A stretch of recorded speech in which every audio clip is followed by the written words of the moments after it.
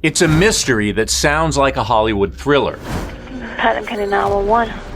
Yes, I have an emergency. Okay. I think I have somebody dead. An elderly couple living in a gated golf community on the lake. Safe, quiet, picture perfect. Then, suddenly, Russell Dermond is found in his garage, decapitated. And his wife Shirley, missing for days, until her body turns up in a lake weighed down with cinder blocks. So, who wanted this couple dead and why kill them in such a brutal way? I'm Chris. Thanks for watching. Let's recap.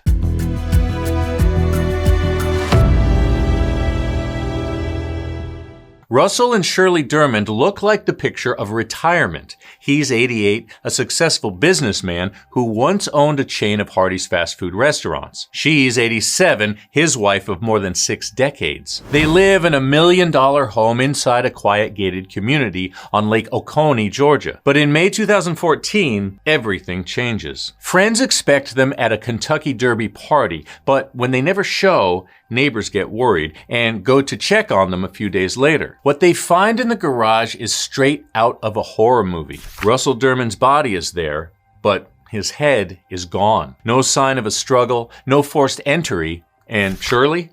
She's vanished. 10 days later, fishermen made a horrifying discovery. Shirley's body was pulled from Lake Oconee. She's fully dressed in green pants, a tan shirt, white socks, and white Easy Spirit sneakers.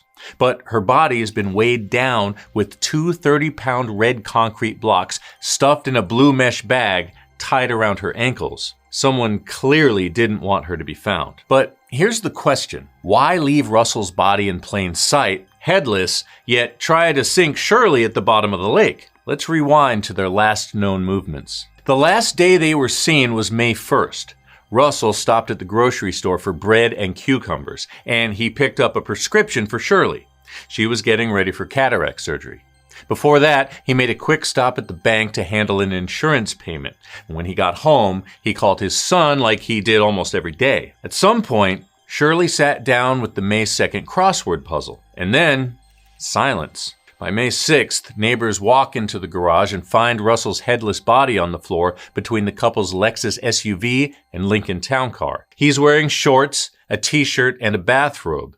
His LL Bean slippers are laying near his side like his killer tossed them there. There are towels along the garage door beside his body, even near where his head should have been.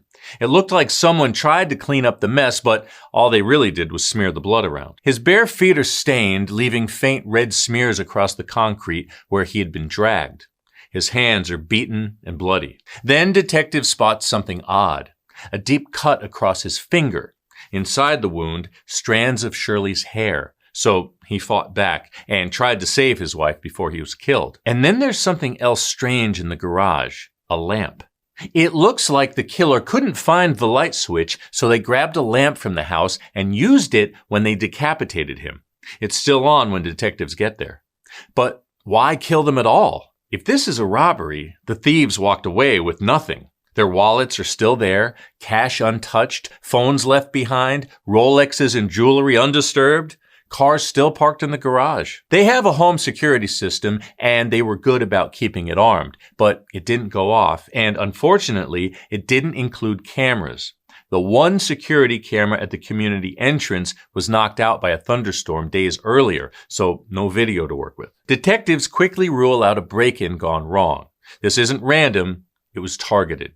Personal, but why? The Dermonds have 3 children and 9 grandchildren. Their oldest son was killed in a shooting back in 2000, but investigators don't think that has anything to do with this case. The couple was originally from New Jersey. Russell was an executive at a clock-making company in New York. In the mid-90s, they moved to the Atlanta area and invested in a chain of fast food restaurants. Before retirement, they owned 16 Hardee's locations in Georgia. 20 years earlier, they bought land inside the Great Water subdivision, a gated golf community on Lake Oconee. It was their dream spot for retirement. When they cashed out of the fast food biz, they built a large home overlooking the water and had lived there happily for 15 years. Both were well-liked, active in the community with no known enemies. But sometime between May 2nd and May 3rd, someone decided their time was up. Investigators do find one major clue: gunshot residue on Russell's collar. It suggested he'd been shot first, before the decapitation. His head was probably taken to hide the bullet that could tie back to a weapon. To this day, it's never been found. But detectives don't think he was shot in the garage. The blood there came from what was done to his body afterward, the decapitation. The blade used to cut him is missing. Shirley's autopsy reveals she died from blunt force trauma. Her head was hit at least twice with something hard and rounded, hammer-like. But the exact weapon can't be identified, and there's no blood spatter in the house to show it happened there. Then there's the way her body was disposed of. A paracord tied around her ankles, wound 5 times together, then 3 more times around each leg. All of it done after death, to weigh her down and keep her hidden underwater. So why was it so important she not be found? And where did it all actually happen? The house is spotless. No signs of forced entry or struggle. The only odd details point to what they found in the garage. A lamp from an end table is missing. So are some bathroom towels, but that's it. Detectives sprayed luminol to search for hidden blood that might indicate a crime scene, but came up with nothing. That left one likely possibility. The couple was killed on a boat. The Dermonds had their own dock, and Shirley's body turned up about 5 miles from the house by water. Whoever did this knew the area, but knowing the area doesn't mean they weren't seen. A neighbor reported spotting someone in the Dermonds' yard, but the trees were so thick they couldn't even tell if it was a man or a woman. So what about the Dermonds' kids? Detectives looked hard at them. They were questioned, given polygraphs, and ultimately cleared. Investigators also interviewed more than 200 people who lived or worked in that gated community. Still, nothing.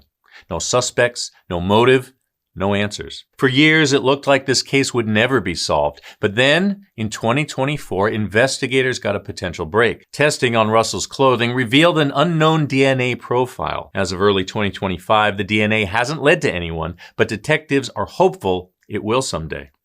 It's the biggest lead this case has ever had, but until it hits a match, all we can do is look at the possibilities. At first, the brutality made it look like a professional hit.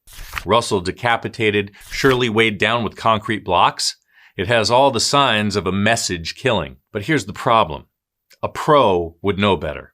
A decomposing body will always rise, even with 60 pounds tied to it.